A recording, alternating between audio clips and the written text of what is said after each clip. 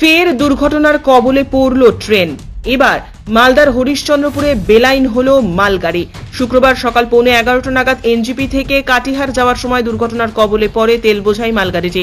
জানা গিয়েছে খুরিয়াল এবং কুমেদপুর স্টেশনের মাঝে মালগাড়িটির 5টি বগি লাইনচ্যুত হয়, তবে হতাহতের কোনো খবর নেই। খবর পাওয়া মাত্র রেলের উচ্চপদস্থ আধিকারিকেরা ঘটনাস্থলে পৌঁছন। দ্রুত কামরাগুলিকে ফের লাইনে তোলার কাজ শুরু হয়।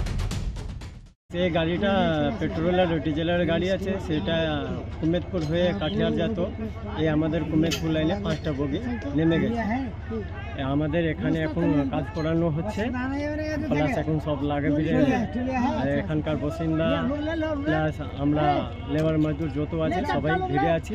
এটা তাড়াতাড়ি সরানো হবে। কি করে বগিগুলো লাইনচ্যুত হলো সেটা তো এখন বলতে পারছি না।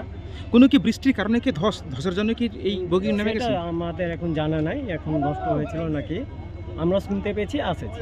এখন ট্রেন চলাচল বন্ধ হয়ে আছে কি? এখন সম্পূর্ণ এখন অসুবিধা অনেক, যতক্ষণ এটা পরিষ্কার না হয় ততক্ষণ কিছু বলতে পারা যাচ্ছে। রেল কর্তৃপক্ষের কিছু কমজোরি আছে এবং আমাদের এখানে যে হলো গ্যাংম্যান যারা বা যারা রেলের স্টাফ যারা আছে তাদের গাফলতি অবশ্যই আছে। কারণ হয়তো এই বৃষ্টির সময় হয়তো অনেক সময় মাটির ধস হয় বা রেল লাইন চ্যুত হয়, সেটাকে দেখাশোনার ব্যাপারটা রেলের দায়িত্ব।